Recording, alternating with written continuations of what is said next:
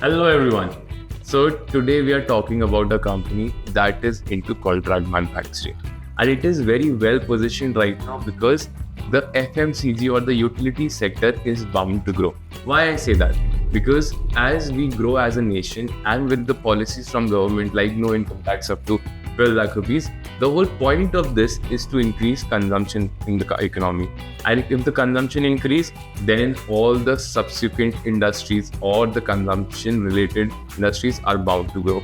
So if there is more income, people will buy more, and then that will result in better financials of different companies out there. So one way is to go ahead and invest in companies like Marico, who are directly related to our FMCG sector, Godrej Consumer Products.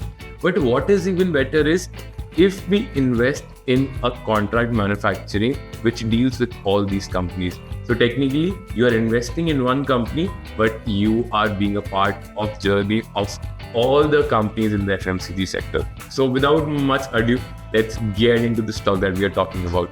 So it's Hindustan Foods. Now we will start with the company overview. How is it looking and when did it start and so on and so forth. So the company started in 1988. So it's a pretty old company, almost 37 years old. And it was acquired by Vanity KS Group in 2013. But it didn't impact a lot of things because it just go beyond and beyond in terms of growth and numbers after the takeover also. So it has 36 plants across India with 30 plus years of experience, as mentioned before.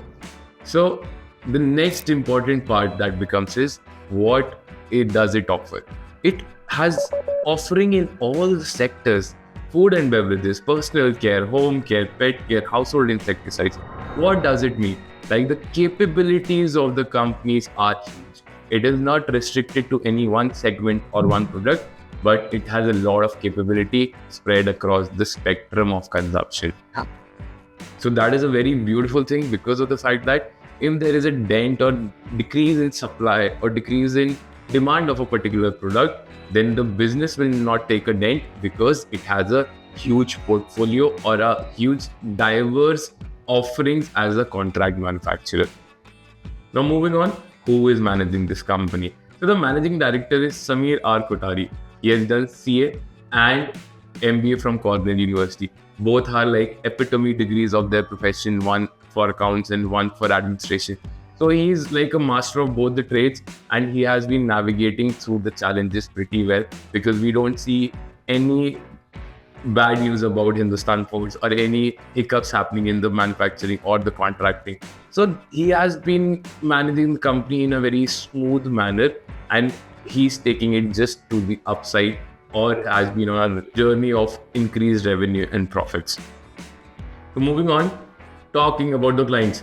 Marico, GSK, Wipro, Himalaya, Godrej, Jomos, Bata, Arvind Fashions, D-Mart, Lakme, Tata Consumers, Reliance Retail.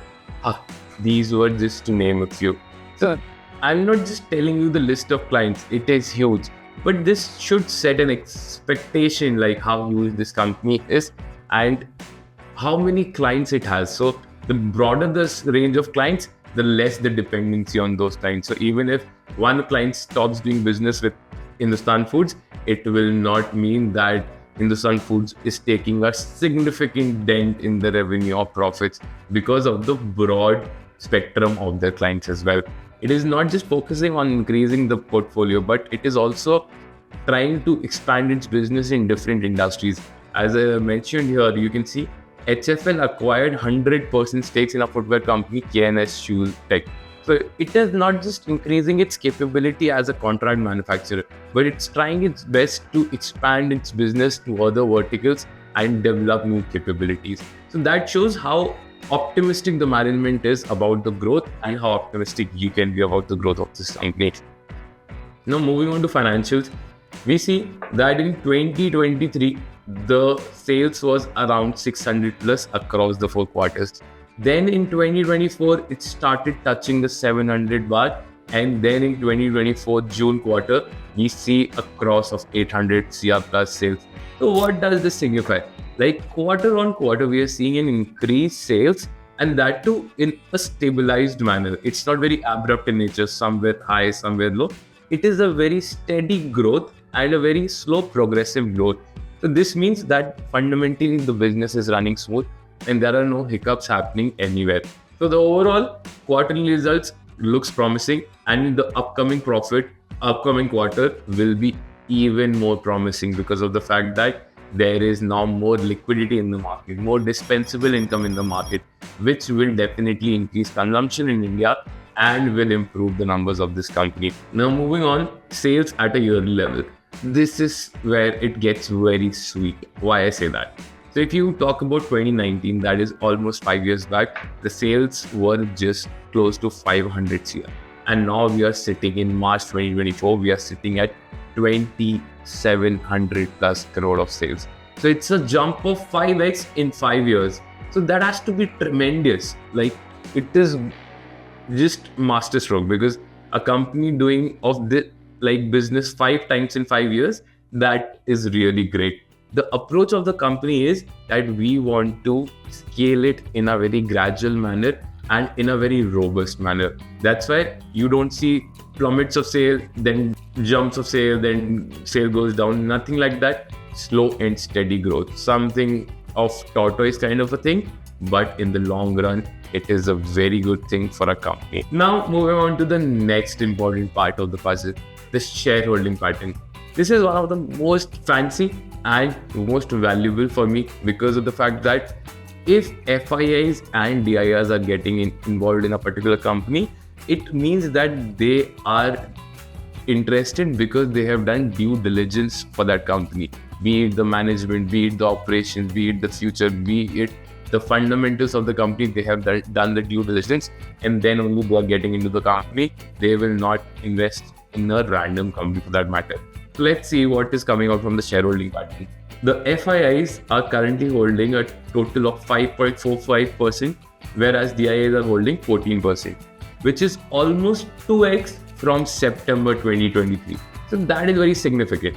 So based on the promising quarterly results, yearly results, and the growth of the company, DIIs are getting much interested, and the only people who are getting less interested is the retail, because the retail investor doesn't see how well the future is, but FII and DIIs are very well positioned to see the future of the company. Now, moving on, at a yearly level, it also looks promising because from an average of 6% for the last 2 to 3 years, now we are seeing it stands at 14%, the DII shareholding.